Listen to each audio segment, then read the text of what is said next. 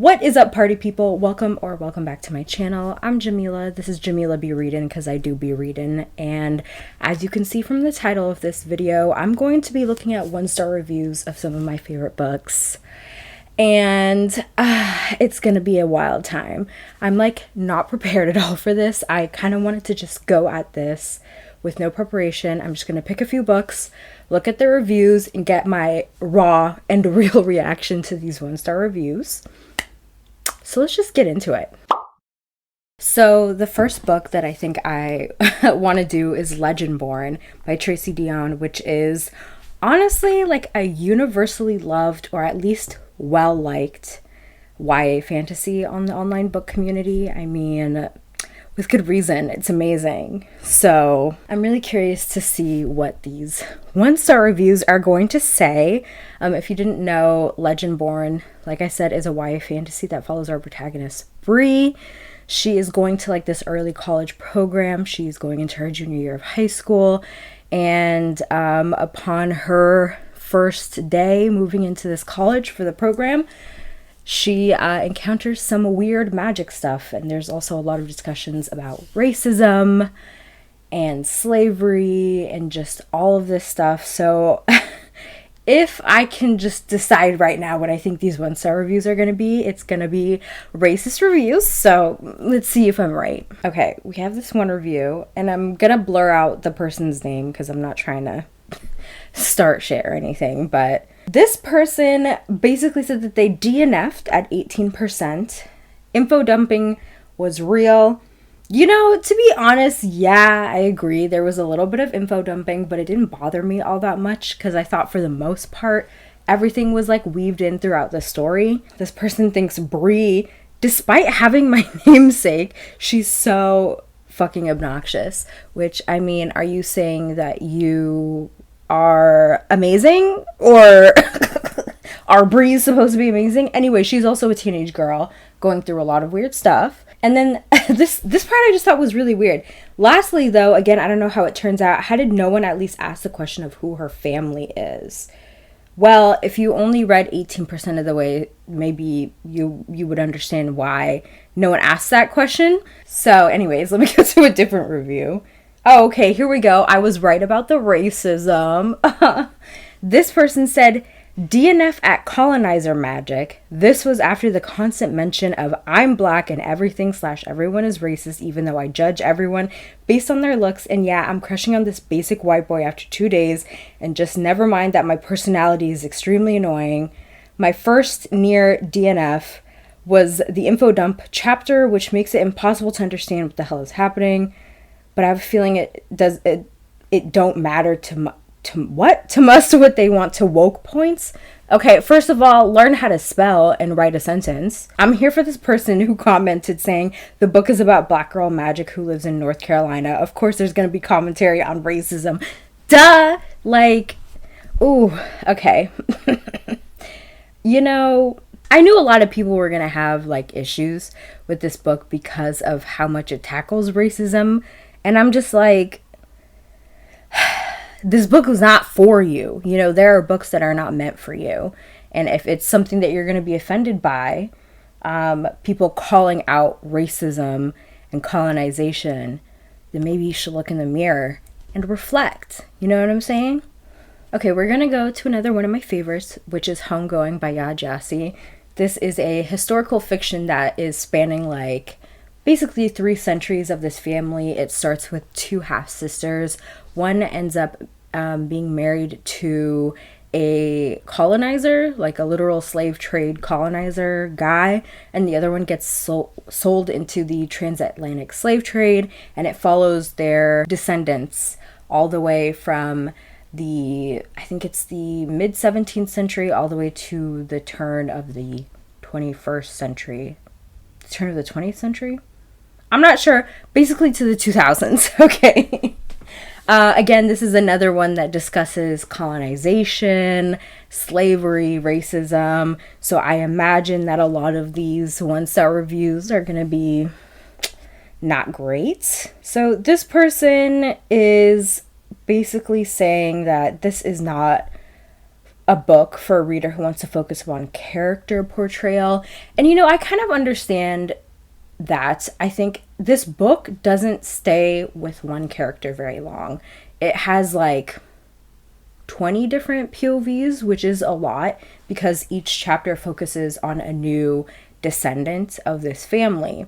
And you get maybe 20 to 25 pages with each character, and sometimes they show up in the next chapter as like a side character. So it doesn't like spend a lot of time like on character development or showing like a character over a long period of time. It's really just showing like this long spanning generation of a family.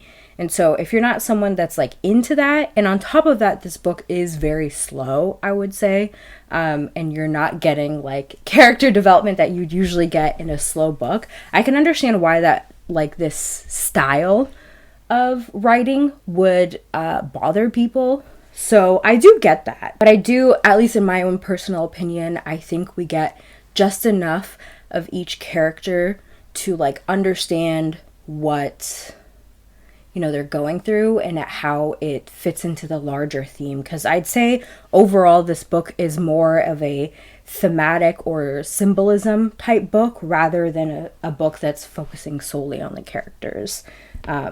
So I get that, you know. Yeah, I'm seeing a lot of other reviews that are talking about how the writing style, how it's basically just short story after short story, which is true. A lot of people saying that this is an interesting and important story, but too many characters. This one's a really weird review. I hated this book, every last word of it. This book might be one of the most offensive pieces of hate I've ever encountered. It glorified hate, it dramatized hate, it fueled hate, it relished hate, it celebrated hate, and most of all, it perpetuates hate. And I don't really understand what this person means by that. I mean, it is commenting on white supremacy and racism, so I don't really know what you were expecting out of this book. I'm not really sure how it's perpetuating hate.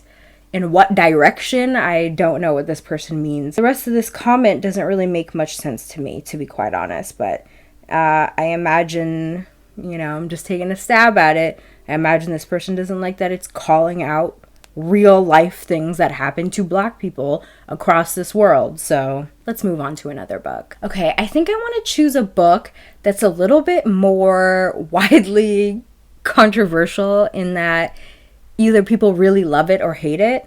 So I want to go with Luster by Raven Leilani, because I know that one, even just in my book group where I read this book, it was really split between people who loved it and people who were like, what the fuck was this? So I think that'll be a fun one to read reviews about. Yeah, so Luster's sitting at a 3.6 on Goodreads, which is not terrible, but I feel like most books that like fall under 3.7, at least for me when I see them, I'm like, ooh, I wonder what's going on here, and I like go and read the reviews. Okay, let's go to 1 stars. I like this person's review. My opinion of this book will not be popular. I hated it. And that is my short but not so sweet review. At least it was an overdrive loan. 1 star. Oh man. This one says, the entire time I was reading this book, it felt as if I was reading an unstable person's journal. I'm not a fan of free association, so this book is not for me. That is so funny. Honestly, like, I can understand why people wouldn't enjoy this book. I think it's very, like, for a specific kind of reader. If you don't know, Luster by Raven Leilani is about this 20-something-year-old Black girl who is recently fired from her, like, I think she was working at a publishing company. She gets fired. She's also engaging in a relationship with a man who is much older than her, and he's also married and saying that he's in an open relationship. It's really weird. She, by some circumstances, ends up living with him and the wife, and she has a very interesting relationship with the wife as well as their daughter. It's all over the place. It really is written in like a very, there's like almost no paragraphs. It's very just like blocks of text. So I can understand why a lot of people wouldn't like this. And it's truly like our main character, Edie, is not likable, I would say. I definitely was side-eyeing a lot of things that she was doing, but I thought the book was so fascinating. But I can understand Again, why people wouldn't like this one. Oh my god, this one is fucking hilarious. This review is going to be brutal. I'm sorry to the author and publishers, but how can you release a book like this in this day and age? The main character is filthy, gross character who's constantly doing immoral, illegal things. She's a 23-year-old black woman who has an affair with a 40-something white married man. Supposedly this man is in an open marriage, but the book never actually verifies this. His wife puts rules on the encounter and then takes this girl into her home and life after she finds her as she's trespassed illegally in her home. What? The reader is tortured by reading the stream of consciousness drivel. The main character is constantly proving how she is not a decent modern woman. She loses her job in part because she fucks pretty much every man in the office. She fucks a married man. She trespasses in his house. She leeches off his family, then gets kicked out, and the book ends. Wow, what a fine example of a modern woman. All along, we are treated to reading about her digestive problems, pill and fentanyl use, and her inadequacy as an artist. Several prominent authors have hailed this as the next big thing and an amazing example of a modern woman. What? This book is an embarrassment to the modern woman. This was the closest of any book that I've read in my life to actually making me physically ill. I do not recommend anyone read this book. I mean, I always find it really interesting when people comment on books where the protagonist is really unlikable and doing obviously like bad things and harmful things to themselves as well. And just like, I mean, I don't know what other people are saying and hailing this as the great next modern woman. I don't know. I haven't heard that personally, and I don't really think that was the point of this book. I mean, people live different lives, and I think it's okay to show protagonists who live different lives. Like I said, there was a lot of things where I was side-eyeing Edie, and I did not agree with a lot of things that she was doing. But, I mean, as a human being, and I think as a also 20-somethings black woman, there was a lot of things that I related to, and I could understand, like, where she was coming from and how much she was just struggling in her feeling of aimlessness and what to do with her life. I mean, she definitely had a lot of trauma growing up, and I think, you know, that's what spoke to me. Like, I was just really interested in seeing where this character was going to go, and it was definitely a snapshot story. It was not like a character growth type of story. It was really just a moment in time in this character's life and all the mess that came with it. And I mean, it's totally fine, and I understand why people wouldn't want to read this book, but I think just calling out all of these things, I mean, she's obviously clearly doing bad things, and I don't think this book is trying to say that this is good. But, you know, to each their own. To each their own. I like this review. I didn't get it. I feel like this book was way too hipster and millennial for me. The author was trying too hard to sound poetic and relevant, but it literally felt like one gigantic run-on sentence. Edie is black, young, lost her job, in a relationship with a middle-aged man, which in turn, she ends up having a relationship with his wife. I feel embarrassed for her choices in life. It is quite obvious that Edie has serious mental health issues and uses sex as a coping mechanism. I struggled to finish this book because the plot was stale. I hated the writing style and didn't connect with the main character. Yeah, and I mean, that's fair. There's just like a lot of things in this that if it didn't come together for you, it was just going to be hard because the writing style is really wild. And, you know, at first I was like, what is going on? But then I like kind of settled in and found its groove, and I just, you know, again, found it so interesting to read. But let's do one more book, and I think we'll end it there for this video. If you're interested in seeing me go off about other books that I loved getting 1-star reviews, or alternatively me looking at 5-star reviews of books I hated, I think that would be fun. That'll be fun. Let's see, what book should I do? Okay, I think I'm gonna do a romance, and I think I might do People We Meet on Vacation because it's another really popular one, and I really loved it. I actually didn't really like Emily Henry's other romance, Beach Read. I thought it was fine. So when I saw people hyping this one up on TikTok in particular, you know, it was just everywhere, and I was not really planning on reading this book, but then, you know, I picked it up. I wanted to be a part of the crowd, okay? I didn't want to be left out. So I picked this one up, and oh my god, I think it might be up there with one of my favorite romance books that I read this year. It was so good. I really want to reread it, and I might reread it soon actually, but people love this one, so I'm really curious to see the 1-star reviews for this one. I love this one. If a man pulls a sad puppy face at you, run as fast as you can. You know, relatable. Okay, this one says, God, that was excruciating. I wasn't even going to read this, but the publisher sent it to me because I reviewed the author's last book, which was quite a bit better than this, though not earth-shattering. There were many things wrong with this book, the first being that Poppy and Alex don't meet on vacation. Oh man. While I'm not a particularly literal person, I'm not clear on the reason for the title. The reader also has to sit through a year-by-year recap of every boring vacation these two boring people take, followed by a climax that culminates in both of them whining about their lack of personal adjustment to real life. Not recommended. Honestly, this is a fucking hilarious review. Oh, man.